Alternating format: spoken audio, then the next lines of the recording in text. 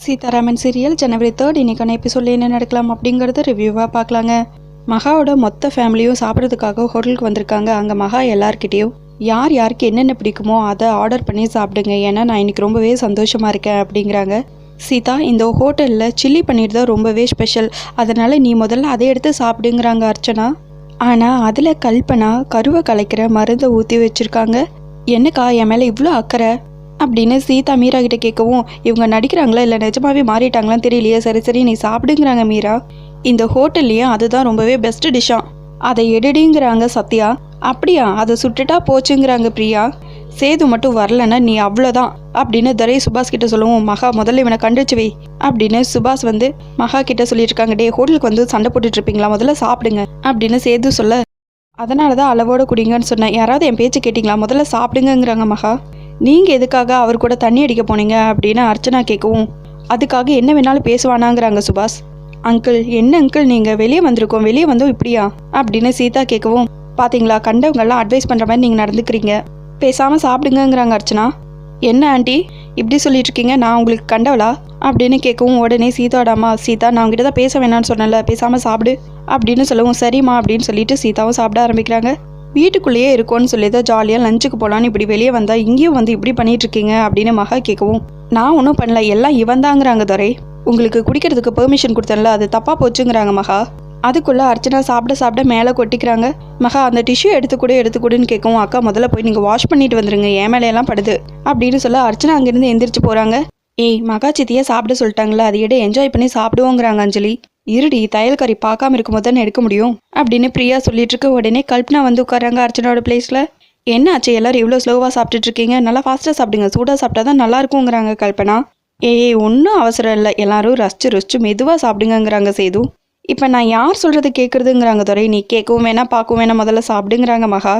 கல்பனா, என்னாச்சு, மருந்தை கலக்கியாச்சா அப்படின்னு அர்ச்சனா தூரமாக நின்று மெசேஜ் பண்ணவும், கல்பனா அதை பார்த்துட்டு இவளுக்கு எப்போ பார்த்தாலும் இதே டவுட்டு தான், அதெல்லாம் எப்போவோ கலக்கியாச்சு, அந்த டிஷ்ஷு டேபிளுக்கும் வந்தாச்சு அப்படின்னு ரிப்ளை பண்ணுறாங்க.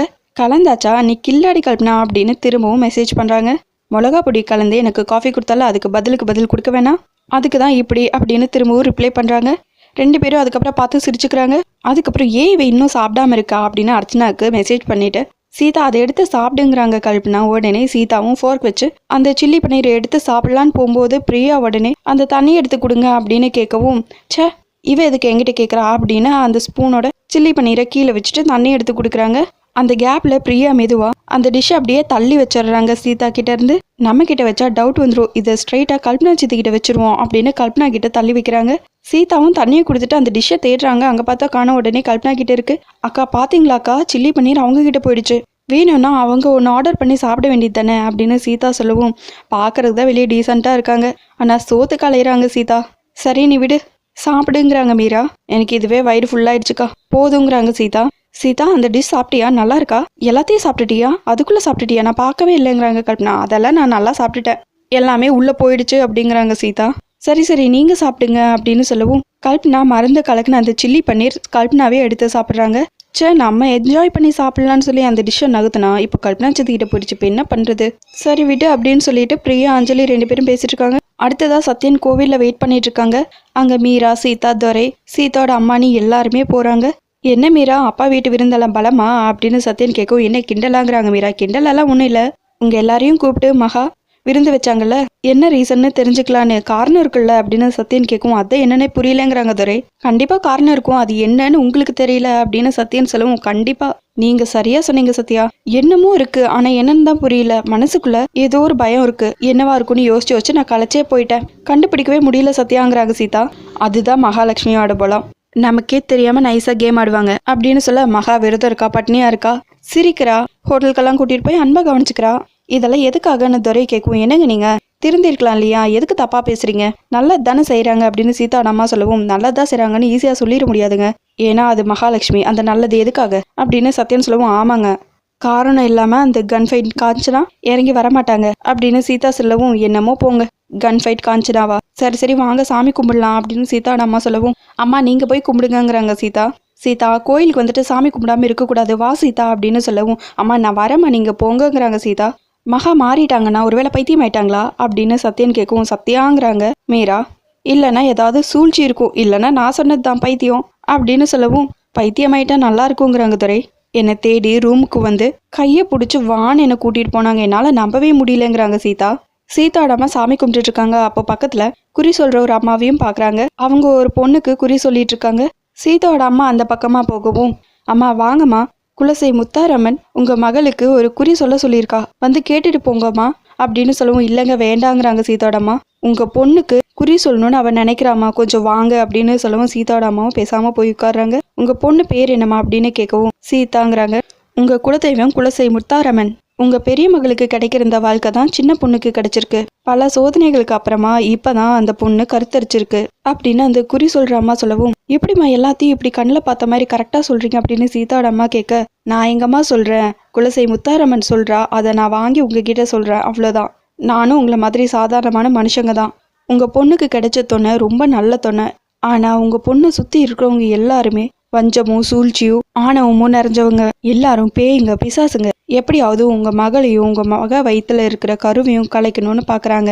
எப்படியாவது இந்த 2 உயிரையும் முடிச்சிடணும்னு யோசிச்சுட்டு இருக்காங்க அப்படின்னு குறி சொல்கிற அம்மா சொல்லிட்டு இருக்கவும், அம்மா கொஞ்சம் புரியுற மாதிரி தெளிவாக சொல்லுங்கிறாங்க சீதாவோட அம்மா.